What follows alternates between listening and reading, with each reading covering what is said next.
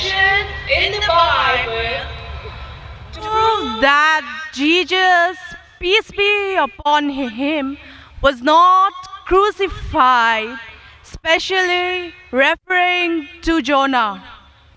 Thank you. बहन का सवाल है कि आप साफ तौर से ये साबित कर सकते बाइबल के ज़रिए से कि ईसा अलैहिस्सलाम को सूली पे नहीं चढ़ाया गया था।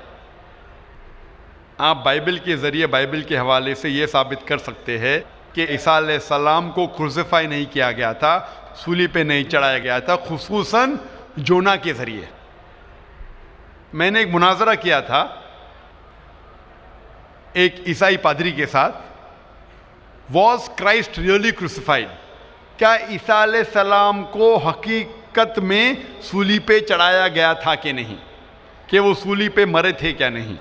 और ये लफ्ज़ जो क्रूसीफाई है, क्रूसीफिक्शन, FIXION के बानी है कि इंसान को जब सूली पे चढ़ाया जाता है और इंसान मर जाता है, उसे कहते हैं क्रूसीफिक्शन, CRUCIFIXION। एक दूसरा लफ्ज़ है, अगर इंसान को सूली पे चढ़ाया जाता है और वो नहीं मरता है, उसके लिए कोई लफ्ज़ नहीं है। सो एक लफ्ज़ जो हम कह सकते हैं क्रूसीफिक्शन, CRUCIFICTION, क्रूसीफिक्शन मीन्स ये कहानी है। तो बहन का सवाल है, क्या बाइबल के ज़रिए ये साबित कर सकते कि ईसा अलैहिस्सलाम को सूली पे चढ़ाया नहीं गया था और वो सूली पे नहीं मरे? खुसूसन यूनुस अलैहिस्सलाम के हवाले से कई बाइबल में वर्सेस है जिससे ये साबित किया जा सकता है कि ईसा अलैहिस्सलाम को सूली पे नहीं चढ़ाया गया था।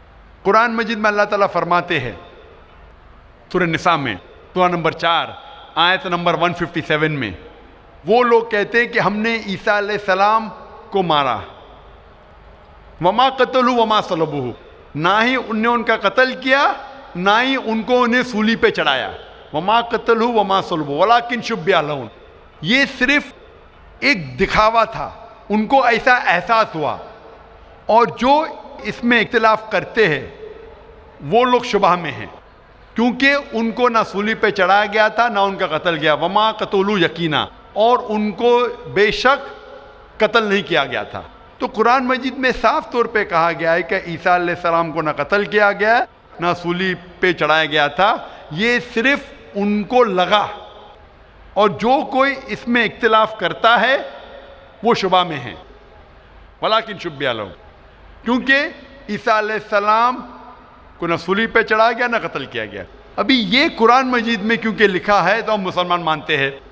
हम बाइबल से कैसे साबित कर सकते हैं कि ईसा अलैहिस्सलाम को सूली पे नहीं चढ़ाया गया? लिखा है गॉस्पेल ऑफ मैथ्यू में चैप्टर नंबर 12 वर्स नंबर 38 में कि जब लोग आते हैं और ईसा अलैहिस्सलाम से कहते हैं कि आप हमें एक मौजज़ा दिखाओ, हमें निशानी दिखाओ ताकि हम माने कि आप अल्लाह के पैगंबर हैं, तो ईसा अलैहिस्सलाम कहते हैं, ओ evil and adulterous generation, you seek after a sign, no sign shall be given to you except the sign of Jonah। ईसा अलैहिस्सलाम कहते हैं, उन्हें गाली देते हैं और कहते हैं कि आपको कोई निशानी दी नहीं जाएंगी, कोई मौजूदा दी नहीं जाएगा, सिर्फ साइन ऑफ जोना, यूनुस अलैहिस्सलाम की निशानी। No sign shall be given to you except the sign of Jonah. For as Jonah was 3 days and 3 nights in the belly of the fish, so shall the Son of Man be 3 days and 3 nights in the heart of the earth। ये है हवाला gospel of Matthew का chapter number 12 verse number 38 से लेके 42 तक। ईसा अलैहिस्सलाम कहते कि तुम्हें कोई निशानी नहीं दी जाएंगी, सिर्फ निशानी यूनुस अलैहिस्सलाम की। जिस तरीके से यूनुस अलैहिस्सलाम 3 दिन और 3 रात मछली के पेट में थे, उसी तरीके से मैं धरती के पेट में 3 दिन और 3 रात रहूंगा। अभी हमें जानने के लिए कि साइन ऑफ जोना क्या है, यूनुस अलैहिस्सलाम की निशानी क्या है, हमें जाना पड़ेगा द बुक ऑफ जोना। एक बाइबल में किताब है जिसका नाम है जोना यूनुस अलैहिस्सलाम। ये किताब सिर्फ 2 पेज की है, ये बहुत छोटी किताब है बाइबल में। اس کتاب کی شروعات میں لکھا ہے کہ اللہ سبحانہ و تعالیٰ نے اپنے پیغمبر یونس صلی اللہ علیہ وسلم کو کہا تھا کہ اپنا پیغام پہنچاؤ، آپ جا کے پیغام پہنچاؤ نینوا کے لوگ کی طرف۔ یونس صلی اللہ علیہ وسلم بائبل کے مطابق کہتے ہیں وہ ڈرتے ہیں کہ یہ لوگ کیا پیغام سمجھ پائیں گے، اسی لیے نینوا جانے کے بدلے وہ ایک کشتی میں سوار ہوتے جوپا کی طرف۔ اور اس وقت ایک سپرسٹیشن تھا، سپرسٹیشن مطلب اندھ وشواس تھا کہ اگر کوئی اپنے مالک کا کہنا نہیں مانتا اور مالک کی نافرمانی کرتا ہے تو ایک سٹارم آ جاتا ہے، سی میں، دریا میں ایک سٹارم آتا ہے۔ تو سٹارم آنے کی وجہ سے لوگ کہتے ہیں کہ ہم میں سے کسی ایک نے اپنے مالک کی بات نہیں مانی۔ یہ سب لکھا ہے بائبل میں، بک آف جونا میں۔ یونس علیہ السلام کیونکہ اللہ سبحانہ تعالیٰ کے پیغمبر تھے، بائبل میں لکھا ہے کہ انہوں نے بات مان لی اور کہا کہ میں اپنی مالک کا کہنا نہیں مان رہا ہوں اور نینوا کے بدلے جوپا جا رہا ہوں، تو میری وجہ سے یہ سٹارم آیا۔ سٹارم کو کیا کہیں گے دریا میں؟ سٹارم، طوفان۔ طوفان، یہ طوفان دریا میں کیوں آ رہا ہے؟ یہ طوفان یونس علیہ السلام کہتے کہ میری وجہ سے آ رہا ہے، کیونکہ میں میری مالک کی بات نہیں مان رہا ہوں۔ اور اس وقت یہ اندھ وشواس تھا، سپرسٹیشن تھا کہ جو مالک کی بات نہیں مانے گا اس کو دریا میں پھینکیں گے تو طوفان ختم ہو جائے گا۔ تو یونس علیہ السلام کہتے کہ میری غلطی ہے، مجھے پھینکو۔ تو کیا کرتے لوگ؟ یونس علیہ السلام کو پکڑ کے دریا میں پھینکتے ہیں۔ تو مجھے یہ پوچھنا ہے کہ یونس علیہ السلام کو جب دریا میں پھینکتے ہیں، بائبل میں لکھا ہے، تو یونس علیہ السلام زندہ تھے یا مردہ تھے؟ Sister, when Jonah was thrown into the water, I want to ask you the question, was Jonah dead or alive? He was alive. He was alive, زندہ تھے۔ ماشاءاللہ صحیح فرما رہی ہے۔ طوفان اتنا زور کا آ رہا تھا، طوفان میں اگر ایک زندہ انسان کو ڈالتے ہیں، وہ طوفان میں دریا میں انسان مرنا چاہیے، لیکن یونس علیہ السلام مرے یا زندہ تھے؟ He ought to die in the storm. Was he dead or was he alive? He was still alive. ماشاءاللہ صحیح جواب ہے کہ طوفان میں مرنا چاہیے، لیکن کیونکہ وہ اللہ کے پیغمبر تھے، زندہ تھے۔ اس وقت ایک مچھلی آتی ہے اور مچھلی ان کو نگل لیتی ہے۔ A fish comes and gobbles them up. مچھلی کی پیٹ میں یونس علیہ السلام زندہ تھے یا مردہ تھے؟ In the belly of the fish, was Jonah dead or alive? He was alive. He was alive. وہ زندہ تھے۔ مچھلی کے پیٹ میں 3 دن مچھلی یونس علیہ السلام کو پیٹ میں لے کے بائبل کے مطابق وہ گھومتی ہے، سارے سمندر گھومتی ہے 3 دن تک۔ مچھلی کی پیٹ میں سفوکیشن، نہ برابر سے انسان سانس لے سکتا ہے نہ جی سکتا ہے۔ انسان کو مرنا چاہیے یا جینا چاہیے؟ مرنا چاہیے، لیکن یونس علیہ السلام زندہ تھے یا مر گئے؟ جونا، though he was 3 days, he was there in the belly of the fish. For 3 days the fish took him in the water. He ought to die. Was Jonah yet dead or alive? He was still alive. He was still alive. ماشاءاللہ ابھی تک زندہ تھے۔ بہن صحیح جواب دے رہی ہے۔ 3 دن کے بعد وہ مچھلی یونس علیہ السلام کو الٹی کر دیتی ہے، مطلب پیٹ میں سے باہر نکلتے یونس علیہ السلام اور وہ سمندر کے کنارے پہ آتے ہیں، زندہ یا مردہ؟ The fish vomits out Jonah, peace be upon him, and throws him onto the shore. When Yunus alayhi salam, when Prophet Jonah was thrown on the shore, was he dead or alive? He was alive but unconscious. Alive but unconscious. After some time, did he gain consciousness or not? Yes, he did. Fine. Finally he was conscious and alive, na? Alive. Fine. Alive. So alive, alive, alive, alive. Miracle of a miracle of a miracle of a miracle. وہ زندہ تھے۔ ایک زندہ آدمی کو دریا میں جب پھینکتے مرنا چاہیے، نہیں مرتے ہیں، زندہ رہتے، معجزہ۔ طوفان میں مرنا چاہیے، نہیں مرتے، زندہ رہتے، معجزہ۔ مچھلی آ کے نگل لیتی ہے، مرنا چاہیے، زندہ رہتے، معجزہ۔ مچھلی 3 دن تک ان کو سمندر میں گھماتی ہے، مرنا چاہیے، نہیں مرتے، معجزہ۔ مچھلی ان کو الٹی کرتی ہے دریا کے کنارے پہ، وہ زندہ رہتے، معجزہ۔ معجزہ کا معجزہ کا معجزہ کا معجزہ۔ ابھی یہاں عیسیٰ علیہ السلام کہتے ہیں کہ جس طریقے سے یونس علیہ السلام मछली के पेट में 3 दिन 3 रात तक रहें, उस तरीके से ईसा अलैहिस्सलाम धरती के पेट में 3 दिन और 3 रात तक रहेंगे. Now sister, I want to ask you, according to you, when Jesus Christ, peace be upon him, was in the sepulchre, was he dead or alive? He was alive. He was alive. So if he was alive, then how was he crucified? Crucified means someone dying on the cross. बहन कह रही कि ईसा अलैहिस्सलाम जब उनको लेके गए थे कब्र में, वो जिंदा थे. तो क्रूसीफाई होने के लिए, सूली पे मरने के लिए इंसान को मरना चाहिए. तो वो बाइबल के मुताबिक वो सूली पे लगाया गया था, लेकिन मरे नहीं, उन्हें उतारा गया था, वो जिंदा थे. और जब कब्र में लेके गए थे सेपल्कर, उस टाइम बहुत लंबी चौड़ी कब्र होती थी, बोगदा होता था, बड़ा बोगदा होता था जिसके अंदर इंसान खड़ा भी हो सकता था. 3 दिन और 3 रात तक ईसा अलैहिस्सलाम फरमाते कि जिस तरीके से यूनुस अलैहिस्सलाम 3 दिन और 3 रात मछली के पेट में रहें, उसी तरीके से मैं 3 दिन और 3 रात धरती के पेट में रहूंगा. उसका मतलब ईसा अलैहिस्सलाम जिंदा थे. अगर जिंदा थे तो सूली पे नहीं मरे हो.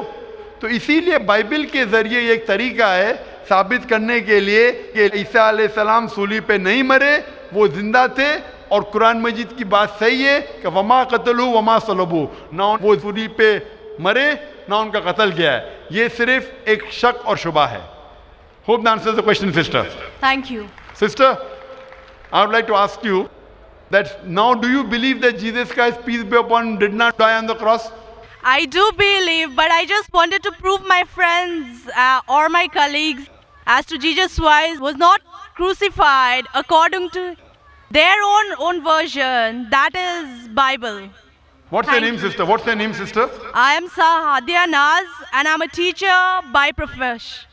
You are a Muslim. Yes, I am. MashaAllah. Okay, anyway, hope you have satisfied your friend. Yes, I am. But we request that the non-Muslim should be given the first chance to ask the question. जय जिनेन आदाब.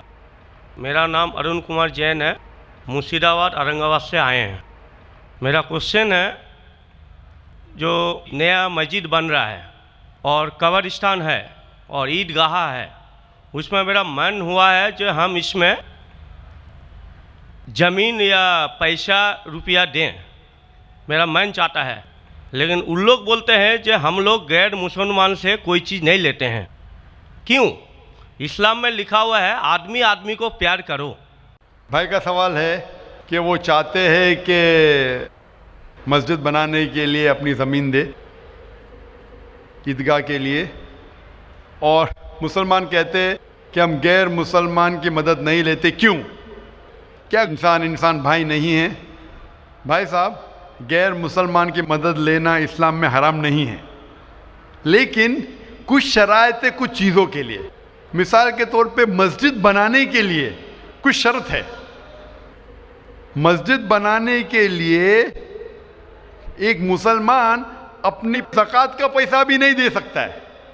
ज़कात एक मुसलमान के लिए फ़र्ज़ है कि वो 2.5% अपनी बचत का, हर कमरी साल वो 2.5% अपनी बचत का जो निसाब के ऊपर है, 85 ग्राम सोने के ऊपर है, उसे ज़कात देना चाहिए.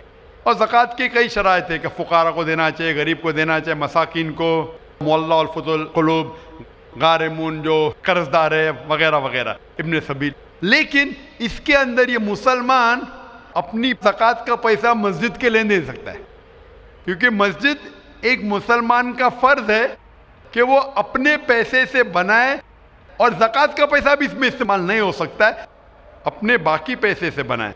ज़कात का पैसा की कैटेगरी लिखी गई है सूरह तौबा में, सूरा नंबर 9 आयत नंबर 60 में, कि ये 8 कैटेगरी को आप ज़कात का पैसा दे सकते हैं, मस्जिद बनाने के लिए नहीं.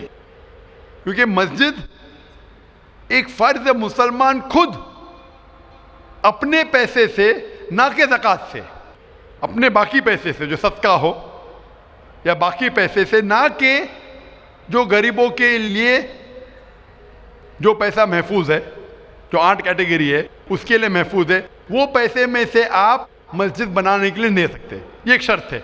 उसी तरीके से शर्त है कुरान मजीद की कि मस्जिद की देखभाल सिर्फ वो लोग करना चाहिए जो इस पे ईमान लाते हैं, जो इस बात में मानते हैं, जो ईमान लाते हैं और جو مانتے اور اپنے اچھے اپنے پیسے سے.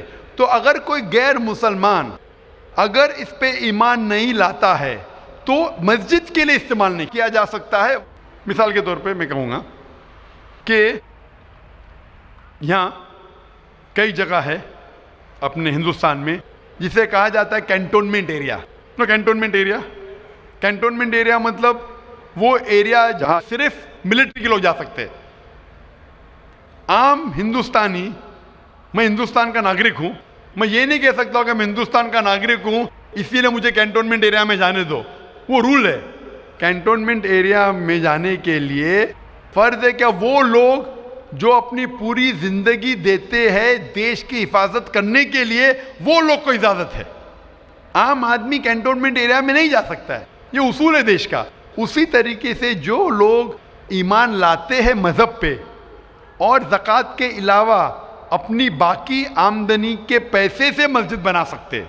تو اسی لیے کیونکہ آپ ایمان نہیں لے کے آئے تو مسجد بنانے کے لیے آپ کے پیسے کا استعمال نہیں ہو سکتا ہے. لیکن باقی خیرات کی الگ بات ہے.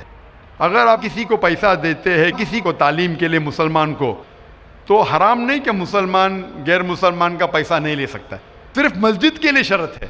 تو کچھ چیزوں کے لیے شرائط ہے, باقی چیزوں کے لیے نہیں. مثال کے طور پر آپ کہنا چاہتے ہیں کہ میں میرے پیسوں سے کوئی مسلمان کو پڑھانا چاہتا ہوں, تو کوئی مسلمان آپ کے پیسے سے تعلیم حاصل کرنا اس کے لیے حرام نہیں ہے, صرف مسجد کے لیے. اگر آپ چاہتے ہیں کہ آپ کا پیسہ مسجد میں استعمال ہو تو پہلے آپ کو مسلمان بننا پڑے گا, آپ کو ایمان لانا پڑے گا, پھر ہی آپ, کیونکہ آپ اگر جس چیز میں ایمان نہیں لے کے آتے, آپ اگر ایمان نہیں لے کے آتے کہ ہم کو ایک ایشور کو ماننا چاہیے, ہم کو صلاح پڑھنا چاہیے, تو اسی طریقے سے اگر آپ کو ایمان آ جائے گا کہ یہ مسجد صحیح عبادت کی جگہ ہے اور میں اس پہ یقین کرتا ہوں, پھر آپ کا پیسہ لے سکتے, ورنہ نہیں. Hope that answers the question. آپ کا دوسرا سوال. دوسرا سوال ہے یہ ہم لوگ جو گائے کا دودھ پیتے ہیں وہ ویج ہے کہ یا نان ویج ہے؟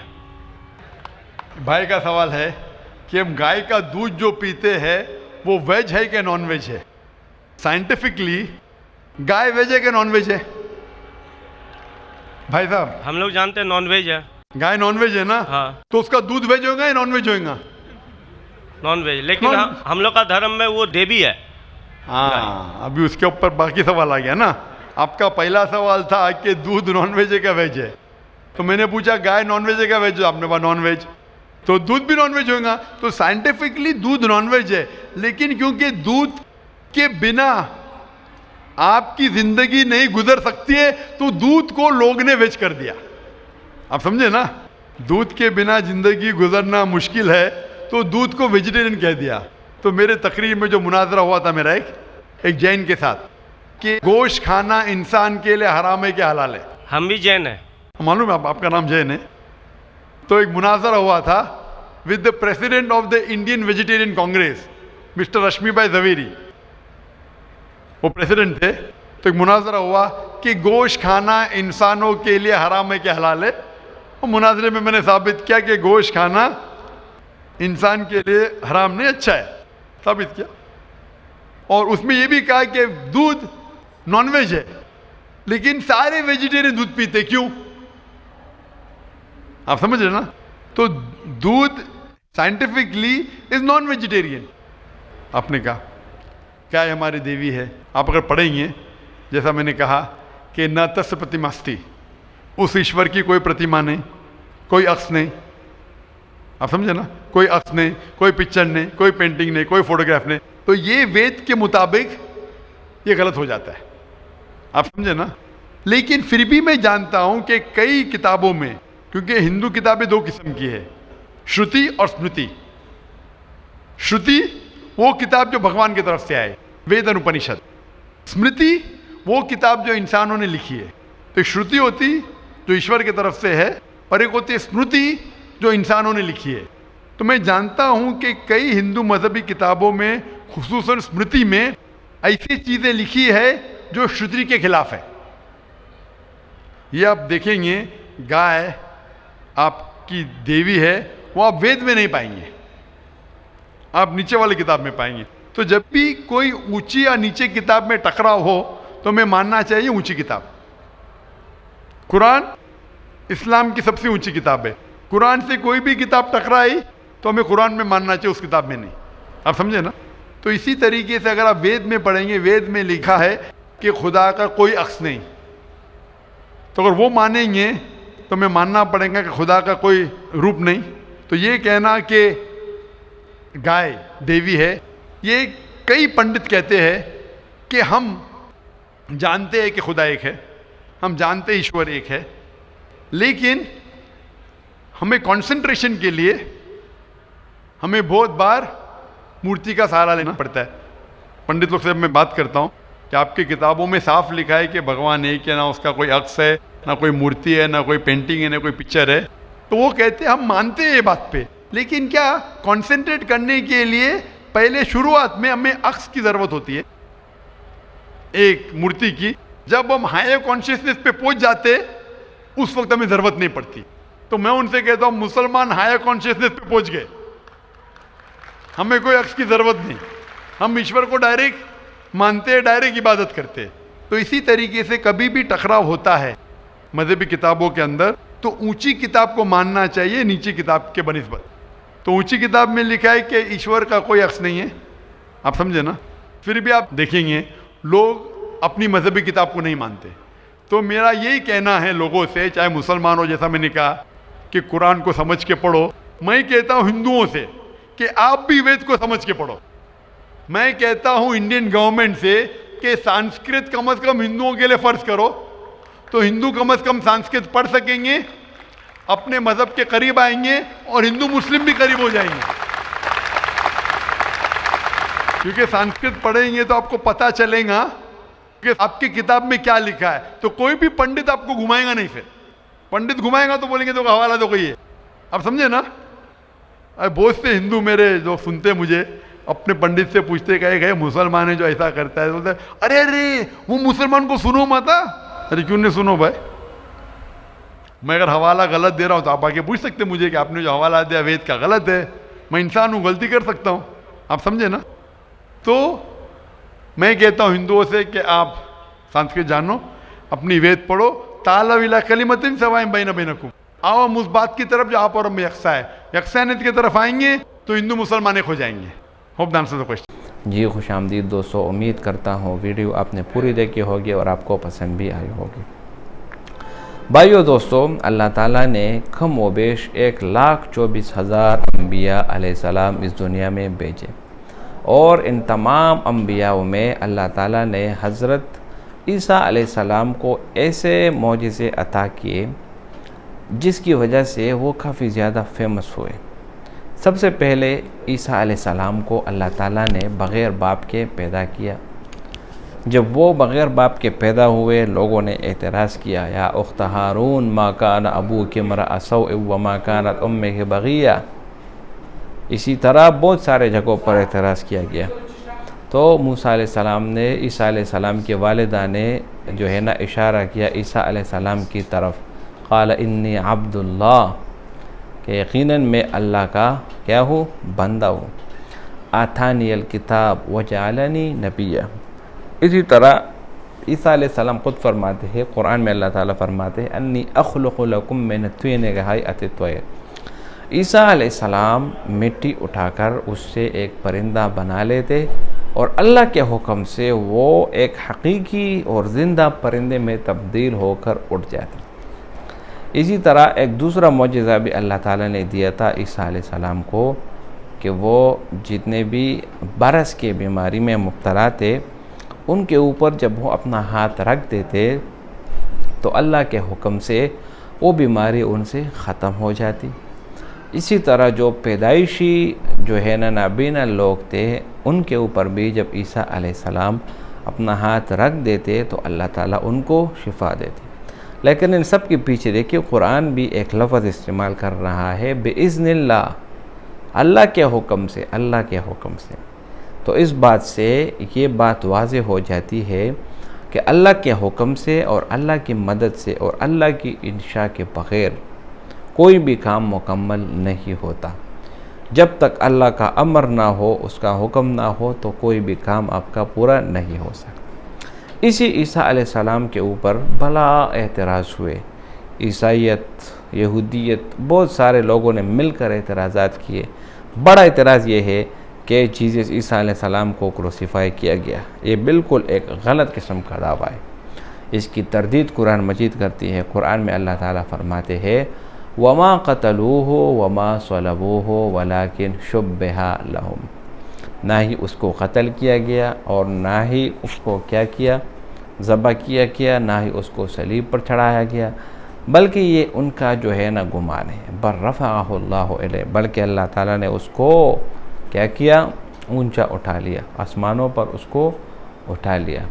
تو بھائیو دوستو، عیسیٰ علیہ السلام کو اللہ تعالیٰ نے زندہ آسمانوں پر اٹھا لیا، اور اسی طرح دوسری جگہ اللہ تعالیٰ فرماتے ہیں مل مسیح ابن مریم الا رسول، کہ عیسیٰ ابن مریم صرف و صرف اللہ کے رسول ہے۔ اس کے علاوہ جو لوگ تثلیث کا عقیدہ رکھتے ہیں یا ان کو تین خداؤں میں سے ایک مانتے ہیں، یقیناً وہ اپنی آخرت کو نقصان پہنچانے والے ہیں۔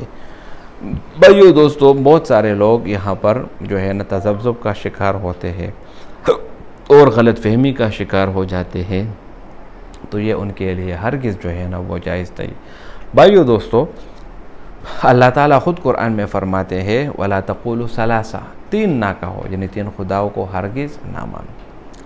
تو ڈاکٹر ذاکر نائک نے بہت بہترین طریقے سے جواب دیا۔ امید کرتا ہوں یہ ویڈیو آپ کو پسند آئی ہوگی۔ اگر ویڈیو آپ کو پسند آئے اس چینل کو سبسکرائب کریں۔ بہت شکریہ۔